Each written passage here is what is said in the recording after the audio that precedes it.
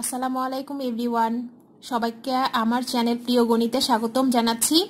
আমি আরজোয়ারা রুনা, মোহাম্মদপুর কেন্দ্রীয় কলেজের গণিতের প্রভাষক। আজকে আমার আলোচনার বিষয় উচ্চতর গণিত দ্বিতীয় পত্রের অষ্টম অধ্যায় স্থিতিবিদ্যা নিয়ে। স্থিতিবিদ্যা নিয়ে আগেও কিছু ভিডিও দেওয়া হয়েছিল। আজকে আমার এই স্থিতিবিদ্যার 8.2 চ্যাপ্টারে কিছু গাণিতিক সমাধান নিয়ে আলোচনা করব। আগের ক্লাসে এই অধ্যায়ে দুইটা থিওরি পড়িয়ে দেওয়া হয়েছিল। সেই সূত্র বা সেই উপপাদ্য দুইটার মাধ্যমে কিছু ইম্পর্টেন্ট অঙ্ক যেগুলো পরীক্ষায় আসার মতো সেগুলো আজকে আলোচনা করা হবে। তো প্রশ্নটা একটু দেখছি। তো প্রশ্ন এখানে দেওয়া আছে, কোনো বিন্দুতে কার্যরত পি কিউ আর মানের তিনটি বল সাম্যাবস্থায় আছে। পি ও কিউ এর অন্তর্গত কোণ পি ও আর এর অন্তর্গত কোণের দ্বিগুণ হলে প্রমাণ করো যে R square equal to Q Q minus P. প্রশ্ন দেওয়া আছে। তো প্রথমে স্থিতিবিদ্যার আমরা এর 8.1 যে চ্যাপ্টারটা পড়েছি সেখানেও দেখেছি যে যদি চিত্র এঁকে নাও অঙ্কটা বুঝতে সুবিধা হয়।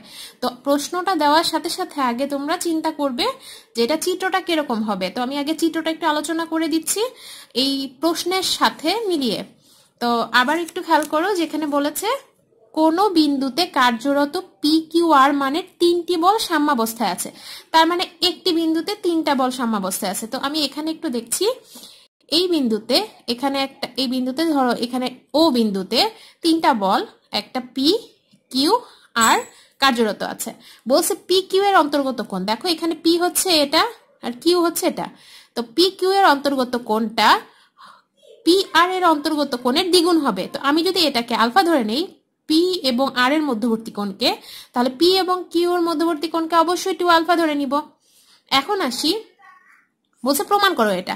এখন আমাদের কিন্তু যে আমাদের এই অঙ্কটা কাজ করতে হবে হচ্ছে লামি সূত্রের সাহায্যে।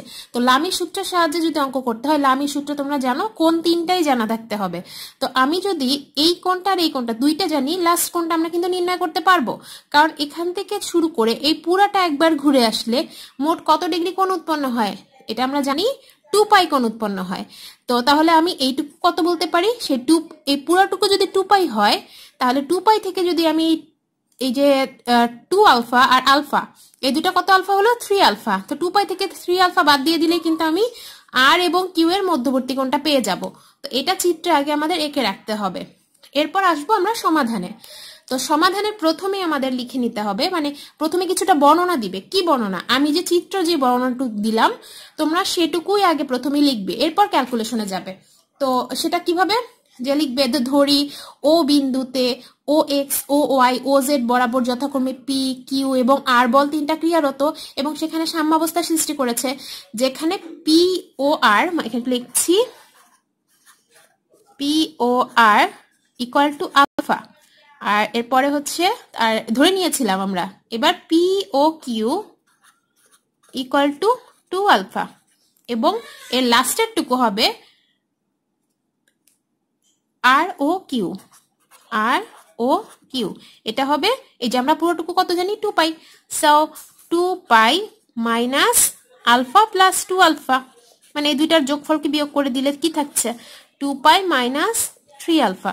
মানে এটুকু আগে বর্ণনা লিখবে যে এরকম ও এক্স বরাবর পি, ও ওয়াই বরাবর কিউ, ও জেড বরাবর আর বল ক্রিয়ারত এবং তারা এই কোণ উৎপন্ন করেছে। এইটুকু পর্যন্ত বর্ণনা আগে লিখতে হবে। এরপর আমরা লামি সূত্রতে যাব। এখন যদি লামির সূত্র ইউজ করি, তো আমি লিখে নিচ্ছি, আর লামির সূত্র হতে, সূত্রটা কি আমরা আগে যা পড়েছি আমি আজকে আরেকবার একটু বলে দিচ্ছি সূত্রটা। যে তিনটা বল তোমরা আগে লিখে নিবে, পি ইকুয়াল টু এখানে কিউ ইকুয়াল টু আর, এটা লিখে নিলাম। এরপর ডিভাইডেড বাই, এটা সূত্র হচ্ছে সাইন এই পি বলের অপোজিটে যে কোণটা আছে সেই কোণটা সাইন এই কোণটা। তো এখানে পি বল এটা হলে এর অপোজিটে কোণ হচ্ছে 2 পাই মাইনাস 3 আলফা। সো এখানে হবে 2 পাই মাইনাস 3 আলফা। এরপর এখানে কি হচ্ছে কিউ, এই যে কিউ কিউ ডিভাইডেড বাই, তাহলে কি হবে তোমরা দেখে বুঝতে পারছো এর অপোজিট কোণটা হচ্ছে আলফা, তো এটা হবে কিউ বাই সাইন আলফা, আর লাস্ট হচ্ছে আর। তাহলে আর বাই এখানে অপোজিটে বাকি দুইটা বলের মধ্যবর্তী কোণ, অপোজিট বলতে বোঝানো হচ্ছে যে বলটা বলা হচ্ছে তার বাকি যে দুইটা বল তাদের মধ্যবর্তী কোণকে বোঝানো হয়, তার মধ্যবর্তী কোণের সাইনের অনুপাত। সো এটা যদি আর হয় তো এটার পরবর্তীতে এটা কি হবে, এটা হবে সাইন টুয়াইস আলফা।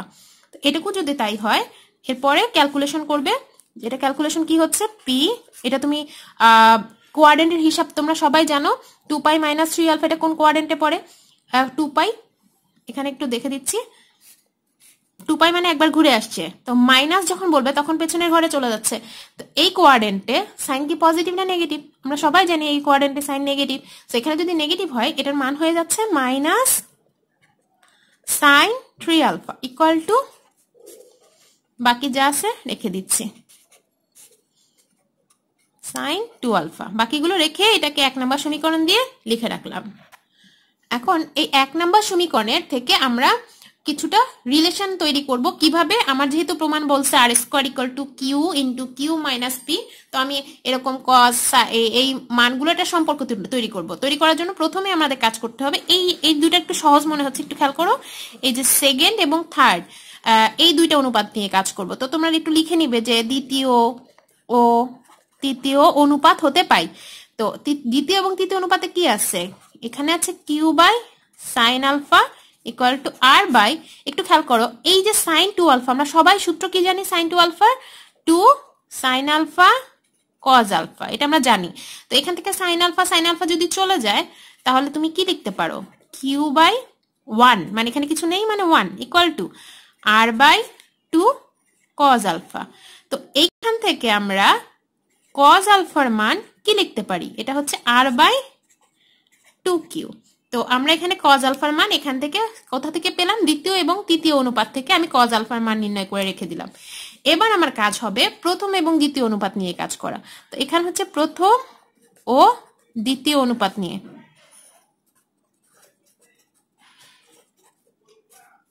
অনুপাত হতে পাই, এটা কি পাচ্ছ প্রথম এবং দ্বিতীয়তে, p by minus sine 3 alpha equal to q by sine alpha.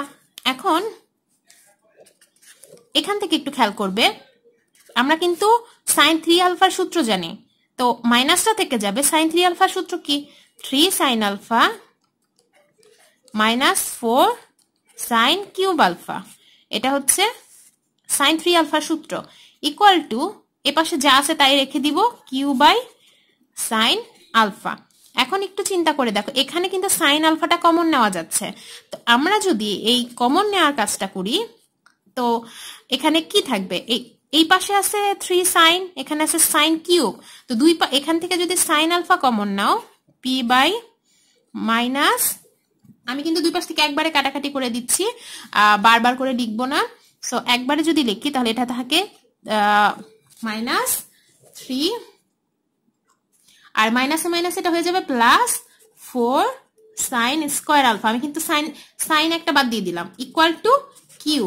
খেয়াল করো এখানে সাইন বাদ আর এখানে সাইন কমন নিয়ে বাদ দিচ্ছি, এখানে কিউব ছিল স্কোয়ার হয়ে গেছে আর সাইন আলফাটা চলে গেছে আর মাইনাসে মাইনাসে এখানে প্লাস হয়ে গেছে। তো এখানে যদি তাই হয় তোমরা সবাই একটু খেয়াল করলে দেখবে সাইন স্কোয়ার আলফার মানটা কিন্তু বসানো যায়, তো সেটা কি বসানো যাচ্ছে, আমি এই সাইডে একটু করছি, equal to p divided by minus 3 plus 4 sine square alpha equal to, আমরা জানি sine square theta plus cos square theta equal to 1, so sine square theta equal to কি হবে 1 মাইনাস কজ স্কোয়ার, এখানে যেহেতু আলফা আছে so আমি alpha লিখছি equal to Q. তো এখানে পি ইকুয়াল টু কি লেখা যাবে, এই নিচের অংশটুকু সব ওই পাশে গিয়ে গুণ হয়ে যাবে, তো যদি গুণ হয়ে যায় কি দাঁড়াবে 3 না কিউটা থাকুক minus 3 plus 4 minus 4 cos square alpha, এই যে আমি 4 দিয়ে গুণ করে দিয়েছি, 4 দিয়ে গুণ করা হলে দেখো এখানে মাইনাস 3 প্লাস 4 এর যোগ করে দেওয়া যাবে। আর একটা বিষয় সেটা হচ্ছে কজ স্কোয়ার আলফার মান, এই যে কজ আলফার মান কিন্তু তুমি আগেই নির্ণয় করে রাখছো দেখছো, সো কজ আলফার মান যদি এরকম হয় তো কজ স্কোয়ার আলফার মান কত, তাহলে কজ স্কোয়ার আলফার মান হবে R square divided by 4 Q square, আমি এই মানটা এখানে বসিয়ে দিব, তো এটা কি দাঁড়াচ্ছে পি, আর এই কিউটাকে নিচে যদি ভাগ করে দাও P by Q equal to, এখানে থাকবে 1 minus 4 into R square by Q square, okay, মানে কিউ এর পাশে ভাগ হয়ে গেল, এখানে দুইটা যোগ বিয়োগ করলে 1 মাইনাস এই যে 4, আর কজ স্কয়ার আলফাকে করলে হবে আর স্কয়ার, এই যে 4 থেকে যাবে, কজ স্কয়ার ভাঙানো হলে হবে এই যে 4 হবে এখানে, আর স্কয়ার বাই 4 কিউ স্কয়ার। তো এখন এইটুকু যদি তুমি আর আর গুণ করে ক্যালকুলেশন করে দাও, তাহলে লাস্টে আমরা পেয়ে যাব। আচ্ছা আমি একটু ক্যালকুলেশন করেই দিচ্ছি। এখান পর্যন্ত দেখা হলো p by Q equal to, এখন এই জায়গায় দেখো 4 কিন্তু চলে যাচ্ছে, ঠিক আছে? 4 যদি চলে যায়, বাকি থাকে কি 1 minus R square by q square. তো আমি ওইটাই লিখবো এই পাশে, equal to p by Q equal to, এখানে থাকবে হচ্ছে 1 minus R square by q square. তো তুমি যদি এটাকে লসাগু করতে পারো, কি দাঁড়াবে? কিউ স্কয়ার মাইনাস আর স্কয়ার। এটা হচ্ছে এটুকু লসাগু করার পরে পেয়ে গেলে। এখন উভয় পাশ থেকে যদি কিউ বাদ দিয়ে দাও, তাহলে কিউ বাদ চলে গেলে এখান থেকে থাকতেছে P equal to Q square minus R square by Q, তারপর equal to P Q equal to Q square minus R square. এখন এখান থেকে আর স্কয়ার ইকুয়াল টু কি লেখা যাবে দেখো, R square equal to Q square minus P Q. Just side change করলে মানগুলো এখানে চেঞ্জ হয়ে গেছে, যে আর স্কয়ার এর পাশে আসছে, পি কিউ এর পাশে চলে আসছে। তো এখান থেকে যদি তুমি কিউ কমন নাও, এটা থাকবে কিউ মাইনাস পি, আর এখানে থাকবে আর স্কয়ার। আর এইটাই তোমাকে প্রমাণ করতে বলা হয়েছিল। এখানে এই পার্টটা R square equal to Q square minus P, এটাকেই প্রমাণ করতে বলা হয়েছিল, যে এটার প্রমাণটা করো। তো আশা করছি বুঝতে পারছো। নেক্সট অঙ্কে যাচ্ছি, পরবর্তী প্রবলেমটা যাচ্ছি, সেটা হচ্ছে প্রশ্নটা একটু পড়ছি। এবিসি ত্রিভুজের অন্তকেন্দ্র ও তে পি কিউ আর মান বিশিষ্ট তিনটি বল যথাক্রমে ও এ, ও বি ও ও সি বরাবর ক্রিয়াশীল। সো বলগুলো যদি সাম্যাবস্থায় থাকে, তাহলে প্রমাণ করতে বলছে এটা, যে p is to q is to r equal to cos A by 2 is to B cos B by 2 is to cos C by 2। তো আমরা প্রশ্নের সাথে আগে চিত্রটা একটু বুঝে নিই, যে একটা এবিসি ত্রিভুজের অন্তকেন্দ্র ও, এই যে এটা একটা ত্রিভুজ যার মাঝখানে একটা বৃত্ত আছে এবং এর অন্তকেন্দ্র হচ্ছে ও দেওয়া আছে, এটা প্রশ্নে বলছে যে ও বিন্দু, এবং এখানে পি কিউ আর মান বিশিষ্ট তিনটি বল যথাক্রমে, এই দেখো পি কিউ আর মানে তিনটা বল যথাক্রমে ও এ, ও বি এবং ও সি বরাবর ক্রিয়াশীল, এটা বলে দেওয়া আছে, এবং বলগুলো সাম্যাবস্থা তৈরি করেছে। তো যদি সাম্যাবস্থায় থাকে, তাহলে বলছে প্রমাণ করো যে এই পার্টটা প্রমাণ করতে বলা হয়েছে। তো তোমার প্রথম কাজ হবে এটা দিয়ে আগে একটু বর্ণনা তৈরি করা। বর্ণনাটা কিভাবে হবে আমি মুখে বলে দিচ্ছি, এখানে লিখছি না, একটু খেয়াল করবে। যে এ বি সি ত্রিভুজের অন্তর্কেন্দ্র ও, যেখানে ও এ, ও বি, ও সি বরাবর তিনটি বল যথাক্রমে এই যে পি কিউ আর, মানে এখানে এই প্রথম লেখাটা দেখেও তোমরা লিখতে পারো পি কিউ আর, এবং যারা সাম্যাবস্থা সৃষ্টি করেছে, এবং এই এ বি সি কোণ সমদ্বিখণ্ডক, মানে এই যে অন্তকেন্দ্রের ক্ষেত্রে এই যে এই এ কোণের সমদ্বিখণ্ডক হচ্ছে ও এ, বি কোণের সমদ্বিখণ্ডক ও বি, এবং সি কোণের সমদ্বিখণ্ডক হচ্ছে ও সি। এই কথাটা একটু লিখে নিতে হবে। এবং একটা জিনিস তোমরা জানো, যে কোনো ত্রিভুজের তিন কোণের সমষ্টি দুই সমকোণ, এর মানে সমাধানের ক্ষেত্রে প্রথমেই তোমার একটা মনে এইটা বর্ণনা দেওয়ার পরে একটু লিখতে হবে A plus B plus C equal to 180 degree, এটা আমার দরকার। তো তাই যদি হয়, আমি উভয় পক্ষকে 2 দিয়ে যদি ভাগ করে দিই, A by 2 plus C by 2 equal to 90 degree হবে। এখন দেখো তো, যদি আমি বলি B by 2 plus C by 2 equal to what, এটা হবে 90 ডিগ্রি মাইনাস এ বাই 2। এইটা একটু ইকুয়েশন দিয়ে রেখে দিব, 1 নাম্বার ইকুয়েশন দিয়ে রেখে দাও। তো এটা আমার লাগবে পরে, এই জন্য আমি মানটা রেখে দিলাম। এখন আমাদের কাজ করতে হবে বি ও সি ত্রিভুজ নিয়ে। একটু লিখে নিচ্ছে আগে, ত্রিভুজ বি ও সি, এই যে নিচের যে অংশটুকু, এই ত্রিভুজটা নিয়ে কাজ করব। এই ত্রিভুজের ক্ষেত্রে তুমি কি বলতে পারো, B O C plus O B C plus O C B equal to কত হবে? যেহেতু এটাও একটা ত্রিভুজ, আমি একটু কালার করে দিচ্ছি আমাদের বোঝার সুবিধার্থে। একটু দেখো, এখানে বলেছে ও বি সি এই ত্রিভুজটার মধ্যে, তো এইটা হচ্ছে এই যে এইটুকু। তো এখানে এই ত্রিভুজে কোণ কয়টা? 3টা কোণ। সো এই কোণগুলো একটু লিখে নিতে হবে, যে একটু লিখে নিচ্ছে ত্রিভুজ ওবিসিএ কোণ বিওসি প্লাস কোণ ওবিসি প্লাস কোণ ওসিবি ইকুয়াল টু 180। ত্রিভুজে যে কোনো তিন কোণের সমষ্টি, যে কোনো ত্রিভুজে তিন কোণের সমষ্টি 180 ডিগ্রি। এখন দেখো কোণ বিওসি, এই যে এই কোণটা, এটা যা আছে রেখে দিয়েছে। এখন ওবিসি এটা কি হবে? হাফ অফ বি হবে না? কারণ এই যে এখানে দেখো ওবিসি, ওবি হচ্ছে এদের এই বি কোণের মাঝখানে দুই ভাগে ভাগ করে দিয়েছে, মানে সমদ্বিখণ্ডক। সো এই কোণটা হবে পুরো বি এর অর্ধেক।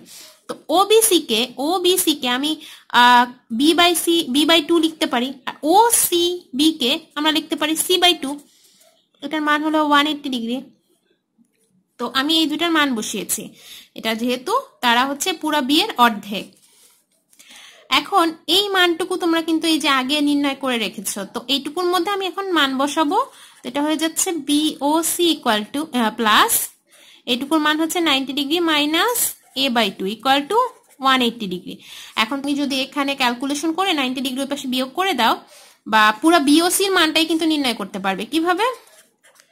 কোণ BOC equal to 180 degree minus 90 degree, এখানে যেহেতু মাইনাস ছিল সেটা এখানে যে প্লাস হয়ে যাবে, প্লাস a/2। তো কোণ বিওসি এর মানটা কত হচ্ছে এখানে? কোণ বিওসি ইকুয়াল টু, এই যে বিয়োগ করে দিলে হচ্ছে 90 ডিগ্রি প্লাস a/2। তো আমি বিওসি পাচ্ছি 90 ডিগ্রি প্লাস a/2। সিমিলারলি যেহেতু অঙ্কটা একটা ত্রিভুজ নিয়ে কাজ করেছি, খেয়াল করো যদি আমি সিমিলারলি এই পাশে এ ও বি এই ত্রিভুজটা নিয়ে কাজ করতাম, অথবা এওসি এওবি বা এওসি নিয়ে কাজ করতাম, তাহলে কিন্তু আমরা আরো দুইটা কোণ পেতাম। কাকে? এ ও বি এওসি, এই দুইটা কোণের মান পেতাম। তো আমি আর ওগুলো আলাদা করে এত বড় অঙ্ক করে করব না, আমরা শুধু কিভাবে লিখবো? অনুদ্রুপ বা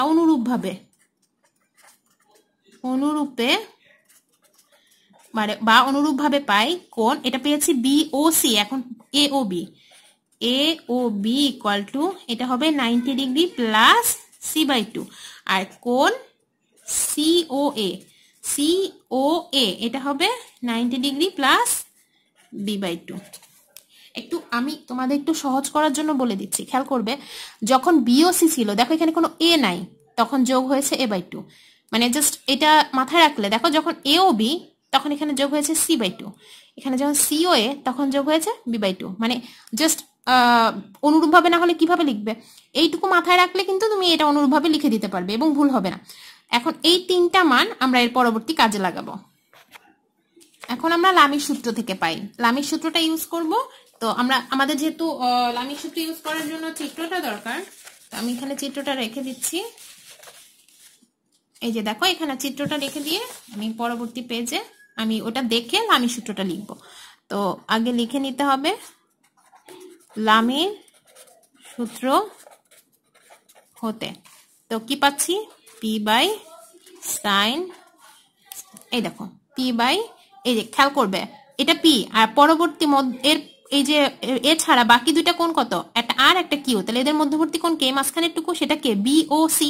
তো আমি এই জন্য সাইন লিখবো কোণ বিওসি ইকুয়াল টু, যখন কিউ লিখবো তখন কি লিখবো? কিউর পরে এই যে এটা হবে মাঝখানের কোণ, তাহলে এওসি। তো সাইন এটা হবে এওসি ইকুয়াল টু r/sin, এটা হচ্ছে আর হচ্ছে এইটা, তাহলে এরপর এর বাকি দুইটার মধ্যবর্তী কোণ হলো এখানে এওবি, এটা হবে এওবি। এটা হচ্ছে চিত্র দেখে আমার লামির সূত্র বসিয়ে নিলাম। এখন আসি, এই যে মানগুলো কিন্তু একটু আগে যে নির্ণয় করে রেখেছি, এই যে এখান থেকে এই তিনটা মান আমি এখানে বসিয়ে দিব। তো মানটা দেখেই বসাচ্ছি, p/sin বিওসি, দেখো বিওসি এর মান হচ্ছে 90 degree plus a/2 equal to q sine, এটা হচ্ছে এওসি এটা হচ্ছে b/2, 90 degree plus b/2। A B হয়ে গেল। এখন তাহলে কোনটা বাদ থাকে? আর সাইন 90 ডিগ্রি প্লাস c/2। এখন আমার এটা দরকার নেই। আচ্ছা, এখন দেখো এটা কোন কোয়াড্রেন্টে পড়ছে? এটা কিন্তু 90 ডিগ্রি প্লাস থিটা, তার মানে সেকেন্ড কোয়াড্রেন্টের সাইন কিন্তু পজিটিভ। কিন্তু 90 ডিগ্রির সাথে আমাদের যদি জোড় সংখ্যা গুণ আকারে থাকে, মানে 90 ডিগ্রির সাথে 1 গুণাকার আছে, সো এক্ষেত্রে সাইন চেঞ্জ হয়ে কি হয়ে যায়, কস হয়ে যায়। এটা তোমরা ত্রিকোণমিতিতে খুব ভালো করে শিখে এসেছো, এটা 9-10-ও শিখছো, এখন ইন্টারমিডিয়েটেও ত্রিকোণমিতিটা যখন পড়াচ্ছিলাম তখনও খুব ভালো করে পড়ানো হয়েছে। তো কোয়াড্রেন্টের হিসাব যদি কারো মনে না থাকে তাহলে অবশ্যই কোয়াড্রেন্টের হিসাবে ওই ত্রিকোণমিতির কিছু পার্ট দেখে তারপরে এটা দেখবে, যেটা সেকেন্ড কোয়াড্রেন্টে পড়ে এবং এটা কস হয়ে যাচ্ছে। তাহলে এটা হবে কস a/2 ইকুয়াল টু কিউ, এটা হবে কস b/2 equal to R cos c/2। এটা হচ্ছে যদি এটা হচ্ছে অনুপাত আকারে লেখা হয়নি, আমাদের যখন লিখতে বলা হয়েছিল যে তোমরা প্রমাণ করো, যে প্রমাণে এরকম ছিল যে অতএব এরকম লেখা যাবে p/2 q/2 r সমান সমান a/2 cos b/2 cos c/2। এইটাই আমাদের প্রমাণ করতে বলা হয়েছিল। প্রশ্নটা দেখো, এই দেখো প্রশ্নটা যে এখানে প্রমাণ করতে বলা হয়েছিল যে p/q/r ইকুয়াল টু এটা সামথিং, এখানেও আমার প্রমাণ হয়ে গেছে। তো এটুকু লেখার পরে প্রুভড। আশা করি তোমরা অঙ্ক দুইটা বুঝতে পেরেছো।